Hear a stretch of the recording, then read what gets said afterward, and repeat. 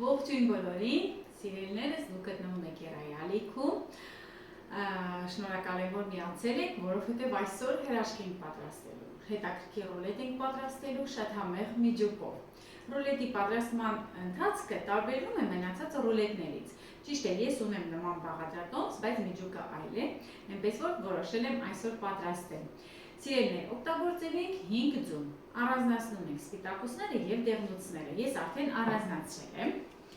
Նույն ձևով առանձնացնում ենք շաքարավազը, ընդհանուր օգտագործելու ենք 120 գրամ շաքարավազ, 50 գրամ օգտագործելու ենք դեղնուցների հետ, 70 գրամը օգտագործելու ենք սպիտակուցների հետ, այստեղ ունեմ 90 գրամ ալյուր, 50 գրամ սովորական անհոտ ձեթ, ունեմ վանիլին, շաքարային վանիլին է և ունեմ 2 թերի գդալ խրեցուցիչ։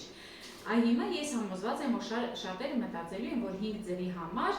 մենք ունենք շատ քիչ ալյուր, 90 գրամ ալյուր, ոչ սիրելիներս քիչ չէ, որովհետև պատրաստման ձևը ուրիշ է, մոռացա կաթը դրել եմ մի քիչ արի, որովհետև շատ էի տաքացրել, մեզ գոլ կաթ է պետք 150 գրամ, դա է վերցնենք։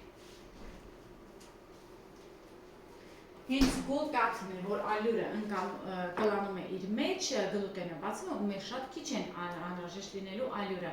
Այ դրանով էլ սա տարբերվում է պատրաստման ընթացքը։ Հիմա առաջին գործողությունը ինչ ենք անում։ Նախ դեղնուցը և 50 գրամ շաքարավազը միասին հարիճով հարելու ենք։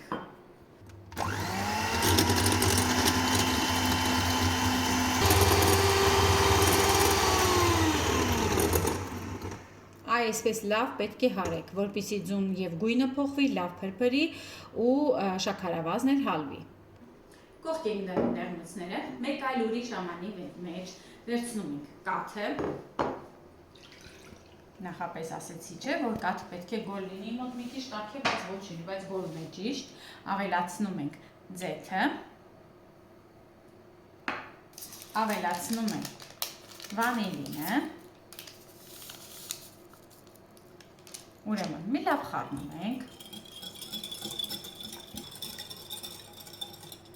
ու ավելացնում եմ հիմա ալյուրը, 90 գրամ ալյուր։ Ալյուրի հետ կարող ենք ավելացնել նաև խրեցուցիչը։ Սիրելիներ, խրեցուցիչը չենք փոխարինում սոդայով, այս թմորեղենի մեջ այդ դեպքը չէ, միայն խրեցուցիչ։ Հիմա մի լավ պետք է խառնենք, այնքան որ զանգվածը ստացվի լավ հարթ զանգված։ Այսպես լավ խառնենք։ Այսպես լավ խառնելուց հետո ունենք դեղնուցը և ունենք կաթով և ալյուրով շիլա, պետք է խառնենք իրար։ Քիչ-քիչ ենք անելու այս գործողությունը, որպեսզի չփչացնենք։ Քիչ-քիչ նկատի ունեմ, անմիջապես հարիճով չենք հարում, այսպես։ Նուրբ ավելացնում ենք ու խառնում ենք։ Սիրելիներ, ջեռոցը միացրեք, որովհետև պետք է միացված լինի նախապես, 180 աստիճանում ենք թխելու, վերև ներքևը միացված, առանց օդափոխիչի։ Իմ ջեռոցը օդափոխիչով է, ես օդափոխիչով եմ թխելու, բայց խորհուրդ եմ տալիս առանց օդափոխիչի։ Այ տեսեք ինչպիսի զանգված ունենք։ Մեզ ինչ է մնում սպիտակուցը և 70 գրամ շաքարավազը։ Հիմա սպիտակուցները կհարենք, քիչ-քիչ կավելացնենք 70 գրամ շաքարավազը և արդյունքում կստացվի 2 բաժին, կավելացնենք իրար ու կստացվի մեր խմորը։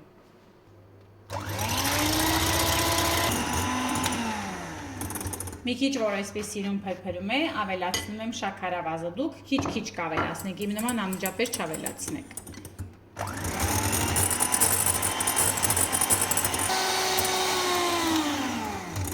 Ամենաբարձր հզորությամբ հարում ենք, այ տեսեք ինչպիսի սպիտակուց եմ ստացել, պետք է պինդ լինի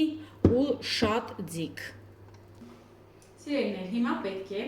դեղնուցի բաժինը ավելացնենք սպիտակուցին, շատ քիչ բաժնով, այսպես, ավելացնում ենք ու շատ զգուշությամբ էլ խառնում ենք, որպեսզի չփչացնենք, որովհետև սպիտակուցները շատ նուրբ ու թեթև են, իսկ դեղնուցի զանգվածը համեմատ ավելի ծանր է, չէ՞։ Այսպես ուղղակի քիչ-քիչ կավելացնենք։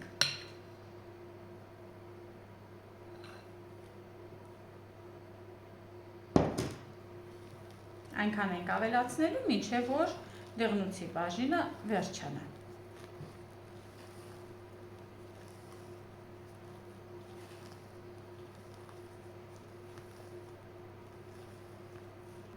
Վերջին բաժինն եմ ավելացնում։ Դուք այնպես կանեք, որ ձեր ամանը մեծ լինի։ Տեսնում եք հինգ ձևով ինչ գեղեցիկ խմոր է ստացվում։ Որքան լավ փքուն գեղեցիկ, որովհետև երբ որ ճիշտ ենք աշխատում, խմորը հրաշք։ Երբ որ խմորը ճիշտ ենք պատրաստում, շատ լավ է ստացվում նաև մեր խմորեղենը։ Հիմա մի լավ կխառնենք, որպեսզի դեղնուցը լավ լուծվի սպիտակուցի մեջ։ Ձևամանը արդեն պատրաստ է 30-40 սովորական ստանդարտ չափն է ջեռոցի, սիրելիներ, թխելու ենք 180 աստիճանում, շատ արագ է թխվելու, շատ շուտ է թխվելու, որովհետև այն ոչ թե բիսկվիտ է կլոր ամանի մեջ, այլ տափակ է լինելու, շուտ է պատրաստ լինելու, մոտավորապես մի 25 րոպե, 30 րոպե կտևի։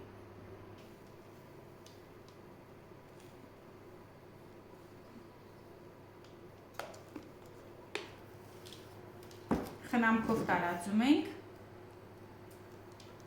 և ուղարկում ենք ջեռոց։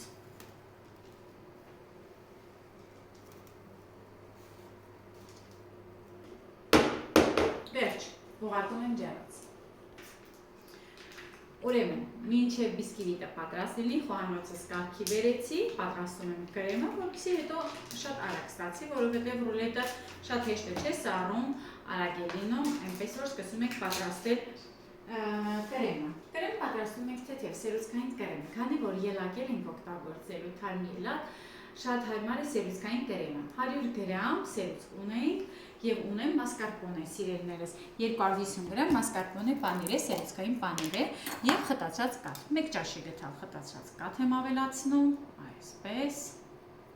Միանգամից եմ ես անում, սիրելիներս, դուք իմպես մի արեք։ Սկզբից արեք սերուցքը, ավելացեք մասկարպոնե պանիրը, հետո նոր ավելացրեք խտացած կաթը քաղցրացնելու համար։ Կարող եք նաև 1 ճաշի գթալ շաքարի փոշի ավելացնել խտացած կաթի փոխարեն, քանի որ ես մեծ փորձ ունեմ, իմ մոտ արագ է ստացվում այդպես, ես միշտ միանգամից խառնում եմ ու հարում եմ։ Եթե սերուցքը լավ որակի է, խնդիր չկա, ընտիր ստացվելու է։ Եվ ավելացնում եմ միանգամից մասկարպոնե պանիրը ու սկսում ենք հարել, իդեպ նաև վանիլին, շաքարային վանիլին։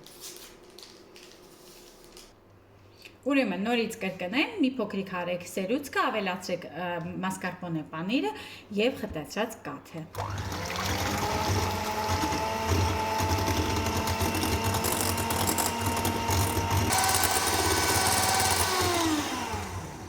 Այնքան ենք հարում, մինչև ստանանք մեր ուզած կրեմը, բայց զգույշ ենք լինում, որպեսզի սերուցքը չկտրվի, որովհետև եթե բնական կենդանական սերուցք եք օգտագործելու, շատ շուտ կտրվում է։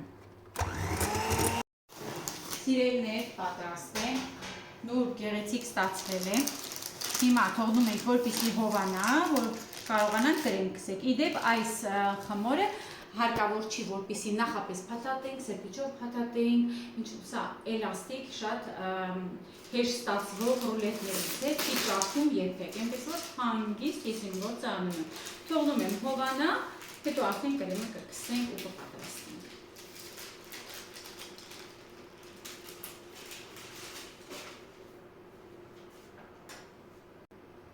Սիրելիներ, հիմա ելակը լվացեք, պատրաստ պահեք, որ ասեմ որքան ելակ է պետք, սուտ կլինի, դուք սա ըստ ճաշակի եք, կարող եք ելակի փոխարեն օգտագործել կիվի, կարող եք նարինջ օգտագործել, կարող եք էլ ինչ կարելի է որ համեղ լինի, օրինակ ելակի փոխարեն ուրիշ հապալաս, չգիտեմ, Անայի դու ասա ինչ է։ Բանան, բանանով էլ կարելի է ճիշտ է։ Բայց քանի որ ես գույն եմ ուզում այստեղ, իմ համար շատ կարևոր է։ Ուրեմն կրեմը լավ քսում ենք սիրուն, շատ կարևոր է կրեմը։ Ես ամբողջը կքսեմ, զարդարելու համար բան չեմ պահի, չենք զարդարելու կրեմով, այսպես։ Մի լավ կտարածենք, ռուլետս այդքան էլ լավ չի սառել խմորը, բայց դուք կսառեցնեք, դուք ինձ մի նայեք։ Ես ձեզ ուղղակի ցույց եմ տալիս ու ձեզ ճիշտ ձևն էլ ասում եմ, ես քանի որ միշտ տապում եմ ու հաջորդ իրելի տեսանյութ ենք նկարում, ուզում եմ արագ վերջացնեմ։ Գիտեք չէ, ես աշխատանքից դուրս եմ գալիս եմ տուն ու տեսանյութեր եմ նկարում, այդքան էլ հեշտ չի։ Ամենաեզրին կրեմ չենք անում, որովհետև փաթաթելուց միևնույն է գալիս է հավաքվում է, չէ, որպեսզի հեշտ լինի։ Այսպես։ Երկու շարքով այսպես կդնեմ։ Հիմա կամաց արդեն ելակի սեզոնն է, շուկայում երբ որ հայտնվում է, ես սկսում եմ խմորեղեններ պատրաստել ելակով, որովհետև իմ կարծիքով ու ինձ թվում է իմ հետ համամիտ եք, ամենահամեղ միրգն է, չէ, հատապտուղն է, որ կարելի է տորթեր պատրաստել։ Ես օրինակ շատ եմ սիրում ելակով տորթերը։ Ելակն ու բանանը իրար հետ լավ սազում են, կարելի է նաև Անահիտը ճիշտ է ասում, բանան էլ օգտագործել։ Ու սիրում փաթաթում ենք։ Այ տեսեք, որ ոչ ճաքում է, ոչ ջարդվում է, ինչ հարթ, սիրում փաթաթվեց։ Տեսնում եք, չէ՞, իր նրբությունը որքան լավ է։ Ու իդեպ ասեմ, այս խմորեղենը կարիք չկա։ Սրբիչով, խոնավ սրբիչով, նախապես փաթաթել, բացել, չկա նման բան։ Այ եթե դուք եք պատրաստեք, պարզապես պետք է տեխնիկական այդ մի քանի բանը ճիշտ պահպանեք, լավ հարեք, ճիշտ ավելացնեք բաղադրիչները, քայլերը ինչպես որ ցույց եմ տվել, այնպես էլ անեք, ձեր մոդելը լավ ստացվելու։ Հիմա թողնում ենք մի քիչ մնա, համերը խառնվեն, կարելի է շատ գեղեցիկ շոկոլադե գծեր անել վրա։ Ես հենց այդպես էլ կանեմ մատուցելուց։ Հիմա թողնում ենք մի քիչ հովանա ու կտրում ենք, տեսնենք ինչպեսի տեսք ունի։ Սիրելիներ, վերջում որոշեցի, որ շաքարի փոշիով եմ զարդարելու ամենահարմար, ամենաարագ տարբերակը, որպեսզի ավելորդ շոկոլադ կամ կրեմ չանեինք։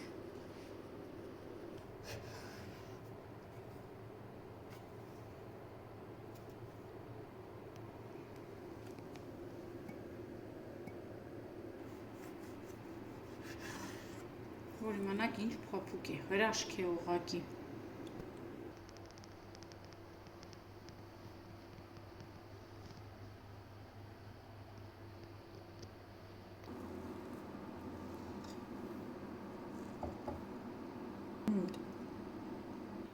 Վերջ սիրելիներ, մեր համեղ ռուլետ ինքն փափուկ է, շատ փափուկ է, բայց կթողնենք, որ ավելի շատ սառի,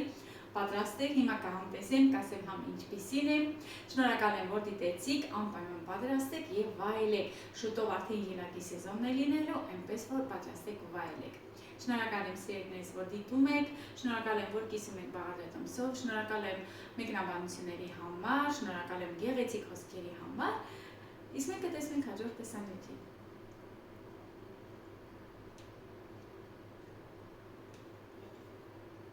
Շատ համարը, ընկերան։